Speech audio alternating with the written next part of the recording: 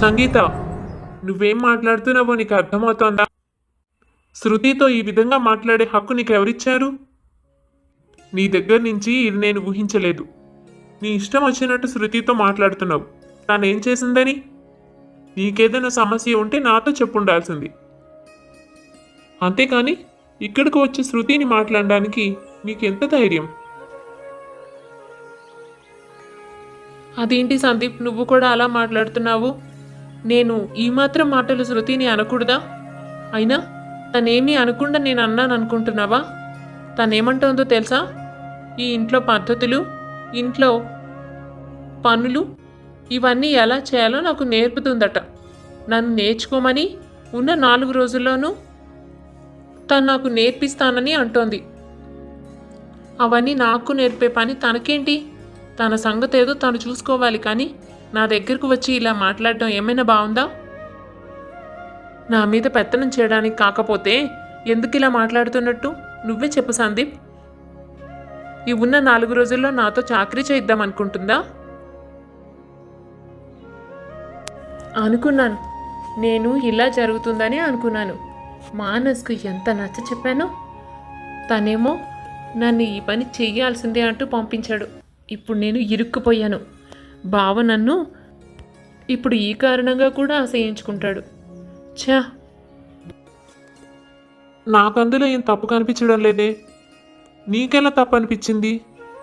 రేపొద్దున ఈ ఇంటికి వచ్చి ఉండాల్సిందానివి కాబట్టి ఇప్పటికే ఈ ఇల్లు బాగా అలవాటు పడింది కనుక ఇంటి క్షేమం కోసం ఆలోచించి పనులు పద్ధతులు నేర్పుతానంది. అందులో అంత తప్పేం వచ్చింది? అయినా నువ్వు 4 రోజుల్లో చాకరీ చేసినంత మాత్రాన తనకు ఏమొస్తుందనుకుంటున్నావు? తను ఇక్కడ ఏళ్ల తరబడి ఉంటుంది. అప్పుడంతా నువ్వే వచ్చి పనిచేసావా ఏంటి? తనున్న పరిస్థితి ఏంటి? నువ్వు మాట్లాడుతున్న మాటలు ఏంటి? సంగీత, నీకు ఆ మాత్రం ఎదుటి వాళ్ళ గురించి ఆలోచించే మనస్సు లేదా? ఒక ఆడదానివి. ఆడదాని మనసు ఏంటో నాకు తెలియకపోవచ్చు, నీకు అర్థమై ఉండాలిగా. తను తన జీవితం వదులుకొని త్యాగం చేసి నీకు ఇవ్వడానికి సిద్ధపడుతోంది. అటువంటి మనిషితో ఇలాగ ప్రవర్తించేది? నా భార్య కంటే ముందు తను నా మరదలు. ఆ విషయం కూడా గుర్తుపెట్టుకో. మా అమ్మకు కానీ ఈ విషయం తెలిసిందంటే మరుక్షణం నేను బయట గెంటేస్తుంది. అసలు ఏం తెలుసని మాట్లాడుతున్నావు? అమ్మను తను కంటికి రెప్పలా చూసుకుంటోంది. ఇంట్లో అన్ని పనులు దగ్గరుండి చేస్తుంది. ఎవరికి ఏం కావాలో తెలుసుకుని వాళ్ళకి తగ్గట్టుగా నడుచుకుంటుంది. అమ్మకు ఆరోగ్యం బాగాలేదన్న ఒకే ఒక కారణంగా తనను కాపాడుకోవడం కోసం నేను అడిగిన దానికి ఒప్పుకొని ఉత్తరం రాసింది. తన మనసులో ఎంత బాధ ఉంటుందో నువ్వు ఊహించగలవు కదా. ఏ ఆడపిల్ల అయినా ఇలాంటి పరిస్థితిని ఎదుర్కోగలదా? అసలు నీ మాటలు వింటుంటే నాకు అసహ్యం వేస్తోంది. ఇంతకాలం ఎంతో సున్నితంగా కనిపించే నువ్వు ఇంకొక మనిషిని ఇంత హింస పెట్టగలుగుతున్నావంటే నాకు ఆశ్చర్యంగానే ఉంది. ఇప్పుడు చెప్తున్నా చూడు, తను ఏమన్నా సరే నువ్వు శృతిని ఏమీ అనడానికి వీల్లేదు. తనకు ఇప్పటి వరకు నేను మిగిల్చిన బాధ చాలు. నిజంగానే మనం అనుకున్నట్టు జరిగితే ఈ ఇంటి బాధ్యతను రేపొద్దున నువ్వే చూసుకోవాలి. ఈ ఇంటి పనులన్నీ నువ్వే చేయాలి. నిజానికి అవన్నీ నీకు అప్పగించడానికి శృతికి చాలా బాధ ఉండుండాలి. తను దానిని దిగమింగుకొని నీకు చెప్తానంది. అందుకు నువ్వు దండం పెట్టొచ్చు. సందీప్ మాటలకు ఇటు సంగీతతో పాటు శృతి కూడా ఆశ్చర్యంగా చూస్తూ ఉండిపోయింది. తను ఒకలా స్పందిస్తాడనుకుంటే అనూహ్యంగా సందీప్ మరొకలా స్పందించాడు. ఈ నెలల్లో సందీప్ తన గురించి మాట్లాడిన మంచి మాటలు ఇవే. మానస్ ఏదో చేసి ఉంటాడు అనుకుంది మనసులో. కానీ సందీప్ అలా మాట్లాడుతూ ఉంటే ఒక విధంగా చాలా సంతోషం, మరో పక్క బాధ కూడా కలిగాయి. అదేంటి సందీప్, నువ్వు నన్ను అన్నేసి మాటలు అంటున్నావు? ఇప్పుడు నీకు శృతి గొప్పదానిలో కనిపిస్తోందా? ఇంతకాలం నువ్వు ఆమెను ఇష్టపడలేదుగా.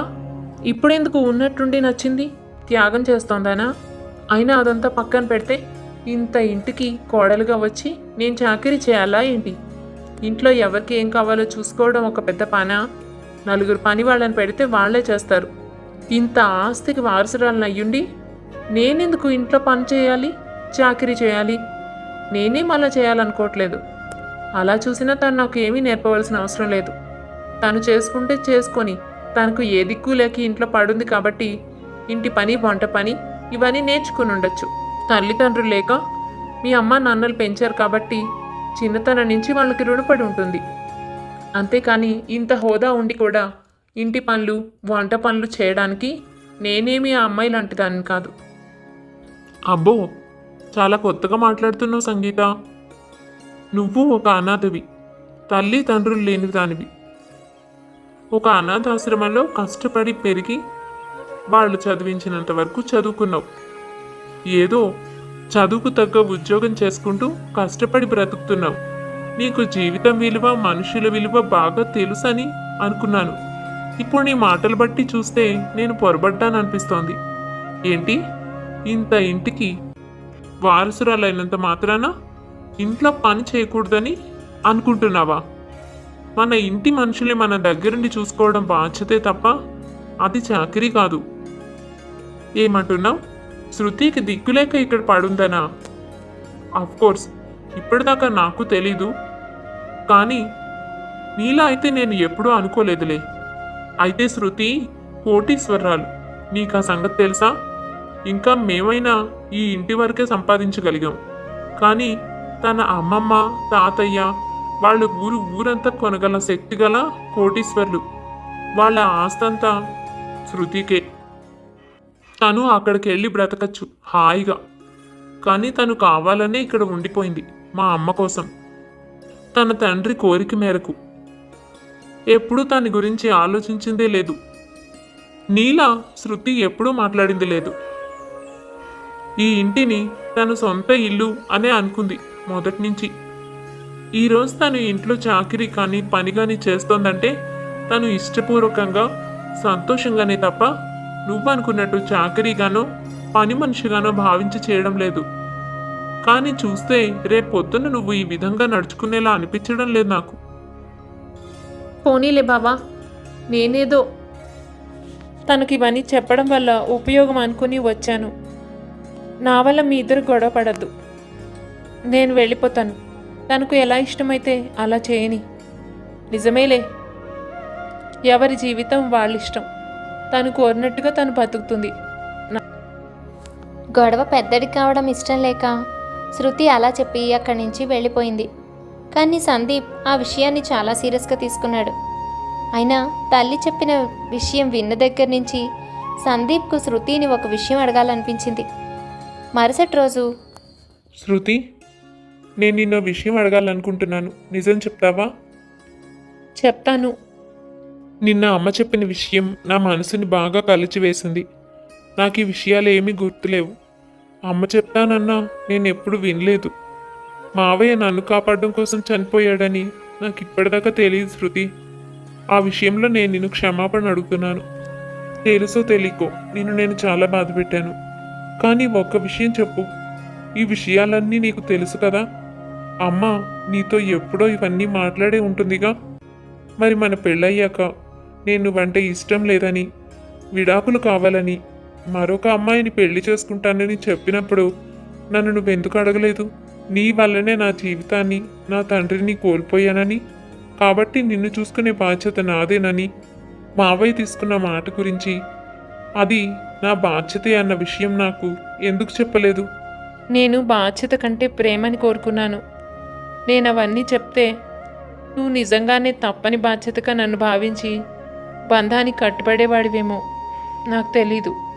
కానీ నువ్వు నన్ను ఇష్టపడి నాతో బంధంలో ముందుకు వెళ్ళాలి, అంతేకాని బలవంతంగా కాదు. నేనేదో నాన్న నిన్ను కాపాడుతూ చనిపోయాడనో, లేక అత్తయ్య దగ్గర మాట తీసుకున్నాడనో ఈ విషయాలన్నీ నీకు కారణాలుగా చూపించి నన్ను ప్రేమించమని అడగనా? నీకు అలా ప్రేమ పుడుతుందా? ఏది ఎలా జరగాలంటే అలాగే జరుగుతుంది. ఆ రోజు నాన్న అలా వెళ్ళిపోవాలని రాసిపెట్టుంది. కానీ ఇచ్చిన మాటను మర్చిపోకుండా అత్త నన్ను అలాగే కంటికి రెప్పలా కాపాడుకుంటూ వచ్చింది. నీకు ఇష్టం లేకపోయినా బలవంతంగా పెళ్లి కూడా చేసింది. అందువల్ల నువ్వు చాలా కోపడ్డావు. నా మొహం మీదే ఇష్టం లేదు అని చెప్తున్న భర్తకి ఈ కారణాలన్నీ చెప్పి నన్ను భరించాల్సిందే అని చెప్పాలని నాకు అనిపించలేదు. నువ్వు నన్ను ఇష్టపడి నాతో జీవితం గడపాలి అనుకుని ఉండాలి, అంతేకాని ఏదో బలవంతం మీద, కారణాల మీద జీవితం ఎంతకాలం ముందుకు సాగుతుంది? అందుకే నేను ఆ మాటలేవి నీకు చెప్పలేదు. సాకులు చూపించి బంధం కొనసాగించాలని నేను అనుకోలేదు బావా.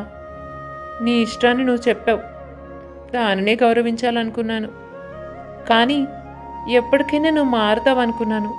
నిజంగా మరొకరిని ప్రేమించావు అని నేను అనుకోలేదు. ఏదో నేనంటే ఇష్టం లేక అలా చెప్తున్నావు అనుకున్నాను. నేనంటే నీకు ఎందుకు ఇష్టం లేదో కూడా నాకు కారణం తెలీదు. అడగాలన్నా నువ్వెప్పుడూ నాకు చనువు ఇవ్వలేదు. ఇప్పుడే నీ నుంచి ఒక సున్నితమైన మాటనే వింటున్నాను. ఆ అమ్మాయిని తీసుకువస్తే కానీ నాకు అర్థం కాలేదు. నిజంగానే నువ్వు ఆ అమ్మాయిని ఇష్టపడుతున్నావని, పెళ్లి చేసుకుందాం అనుకుంటున్నావని. ఇంతకాలం నేను నువ్వేదో అబద్ధం చెప్పావనే అనుకున్నాను. మన బంధానికి విలువిచ్చి ఎప్పటికైనా నువ్వు నన్ను స్వీకరిస్తావనే అనుకున్నాను బావా. కానీ ఏం చేస్తాం, ఆ భగవంతుడు తల్లిని తండ్రిని తీసుకెళ్ళిపోయాడు. ఇప్పుడు ఈ బంధాన్ని కూడా నాకు దూరం చేయాలనుకుంటున్నాడు. కానీ అత్తను మాత్రం నేను బాధ పెట్టలేను. నువ్వు ఈ సంగతంతా అత్తతో చెప్పే భారం నా మీద వేసావు. నేను ఆ పని చేయలేను బావా. తన బాధ చూడలేకనే నాకు ఇష్టం లేకపోయినా మనసు చంపుకొని నీకు ఉత్తరం రాశాను. అటువంటిది నా అంతటి నేను వెళ్ళి తను ఏమైపోతుందో తెలియకుండా ఇలాంటి విషయాలు మాట్లాడలేను. దానికి పరిష్కారం ఏంటో నువ్వే ఆలోచించు. అంతేకాని నా మీద మాత్రం భారం వెయ్యొద్దు.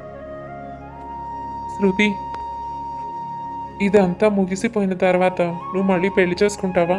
మీ ఇంటికి వెళ్ళి మీ అమ్మమ్మ గారు ఒక గొప్ప సంబంధం చూస్తారు. నీ హోదాకి తగ్గట్టుగా హాయిగా జీవితం గడుపుతావు కదూ? ఏం మాట్లాడుతున్నావు బావా? నేను పూర్తిగా భారతీయ సంప్రదాయంలో పెరిగిన అమ్మాయిని. నీకు నేనంటే ఇష్టం లేదేమో, నాకు కాదు. నేను చచ్చిపోయే వరకు నా తాళిబొట్టు తీయను. నువ్వే నా భర్తవి. నువ్వు నన్ను ఆదరించినా ఆదరించకపోయినా నేను ఎప్పుడైనా చనిపోతే నువ్వే తలకొరివి పెట్టాలి. ఆ ఒక్కటి మాత్రం కాదనుకు. నేను మరో పెళ్లి చేసుకోవడం అనేది కళ్ళ. ఇక మా ఇంటికి వెళ్ళిపోవడం అంటావా?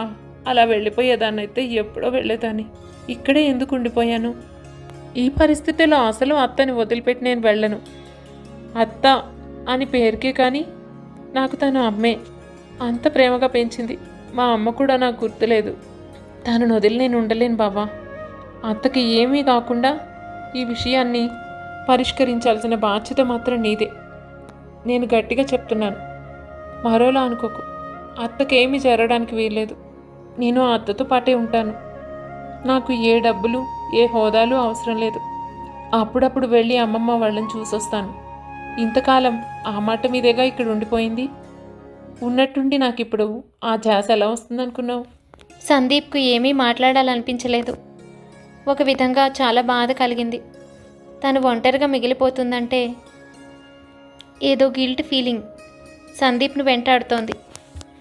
అదీకాక తన తల్లి గురించి తనతోనే దెబ్బలాడుతుంటే చూడ్డానికి ముచ్చటగా ఉంది. ఇటువంటి మనిషినా నేను ఇంత బాధ పెట్టింది? పొరపాటు చేసేసాను అనుకున్నాడు. ఇంతకాలం తన కళ్ళు ఎందుకు మూసుకుపోయాయి? సందీప్కు కోపం వచ్చింది. అసలు సంగీతతో పరిచయం ఎందుకు ఏర్పడింది? ఈ పెళ్లి వాళ్ళేగా. పెళ్లి చేసుకోమని తల్లి బలవంతం పెడితే ఒప్పుకోక తప్పలేదు సందీప్కి. ఆ బాధతోనే ఒంటరిగా కూర్చుంటే సంగీత తనతో మాట కలిపింది. తనకు వంత పాడింది.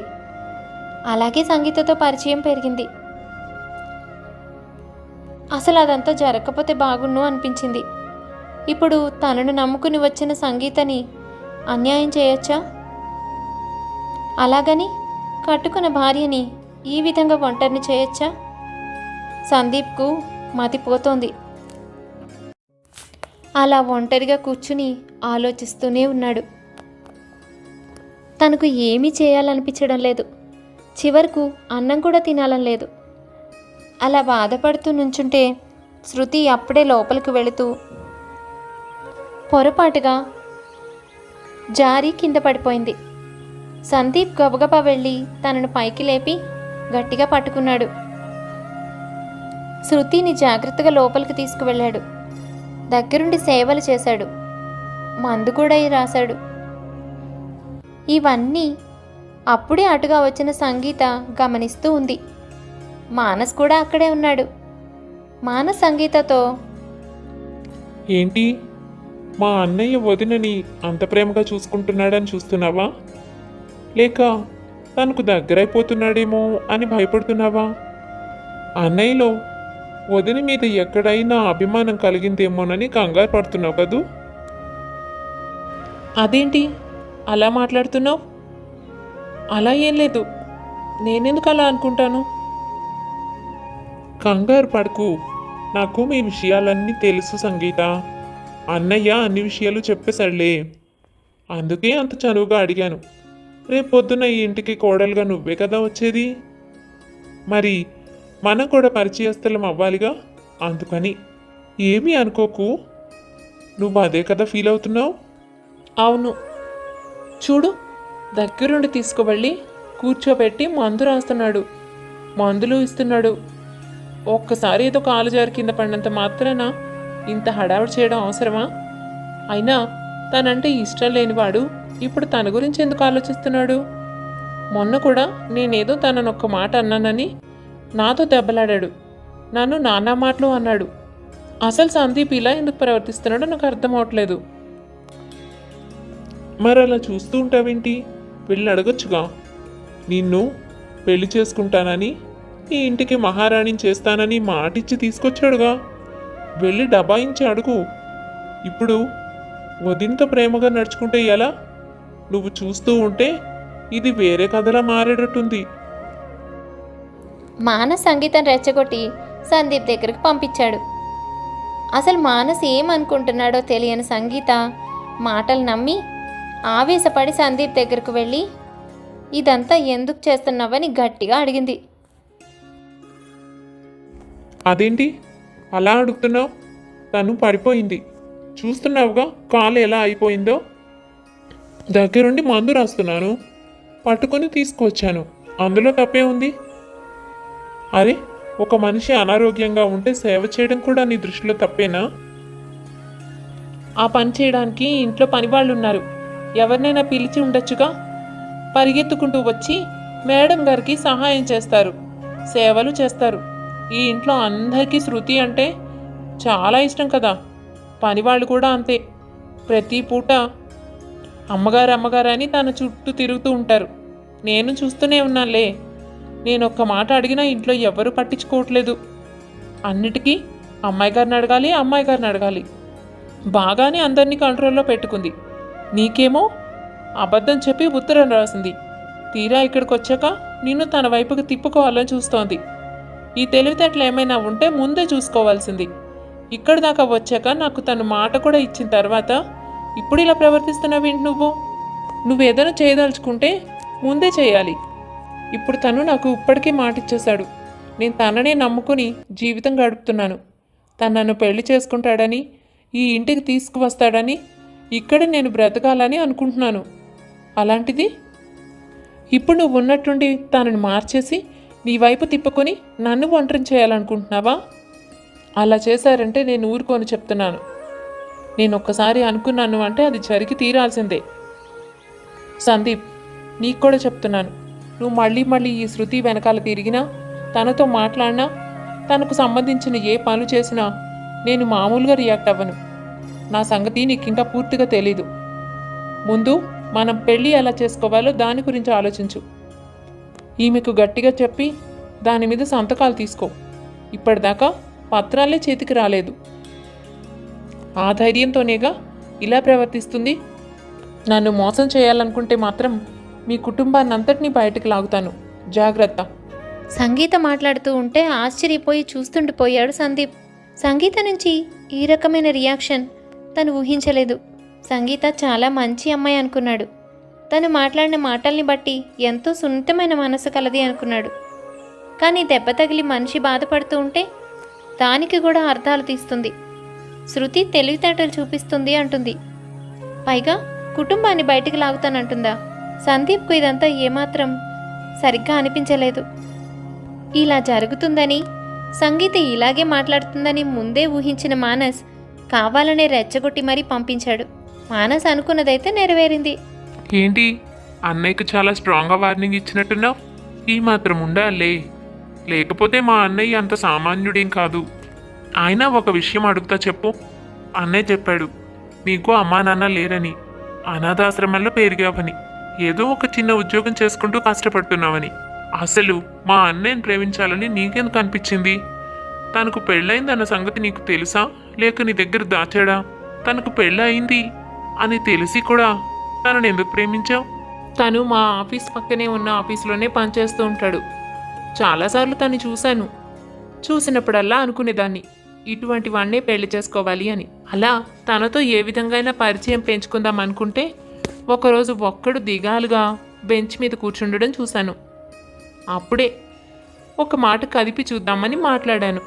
తను చెప్పాడు తనకు ఇష్టం లేని బలవంత పెళ్లి ఇంట్లో చేస్తున్నారని, తన తల్లి మాట కాదనలేక తప్పనిసరి చేసుకోవాలి అని. నేను కోరుకున్న వ్యక్తి బాధపడుతూ కనిపించేసరికి కాస్త ఆప్యాయంగా 4 మంచి మాటలు చెప్పాను. అలా నెమ్మదిగా మా పరిచయం కాస్త తను ప్రేమించడం వరకు వచ్చింది. తనే నన్ను ఇష్టపడుతున్నానని, నన్నే తన జీవితంలో కోరుకుంటున్నానని చెప్పాడు. భార్య అంటే ఇష్టం లేదు కాబట్టి విడాకులిచ్చి నన్ను పెళ్లి చేసుకుంటానని మాటిచ్చాడు. తర్వాత జరిగిందంతా నీకు తెలిసిందేగా. అచ్చరే, కానీ నీకెందుకు ఒక పెళ్ళైన వ్యక్తి భార్యకు విడాకులిచ్చి మరీ నిన్ను పెళ్లి చేసుకుంటాడు అని అనిపించింది? నువ్వు మోసపోయానని అనుకోవట్లేదా?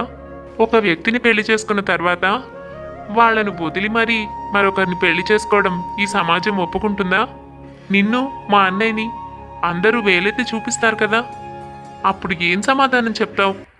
ఇప్పటిదాకా జీవితంలో ఎన్నో కష్టాలు పడుంటావు. ఇటువంటి బంధం నీకు అవసరమా? ఇటువంటి ఆలోచనలేం నీకు రాలేదా సంగీత? ఇక మానస్ దీనిని ఏ విధంగా పరిష్కరిస్తాడో, ఈ కథను కంచికి ఎలా చేరుస్తాడో వచ్చే భాగాల్లో చూద్దాం. కథ నచ్చిందా? అయితే తప్పకుండా లైక్ చేసేయండి. మరింకెన్నో మంచి మంచి కథల కోసం మా ఛానల్ని సబ్స్క్రైబ్ చేసుకోండి. కథ చివరి భాగంలో మళ్ళీ కలుద్దాం.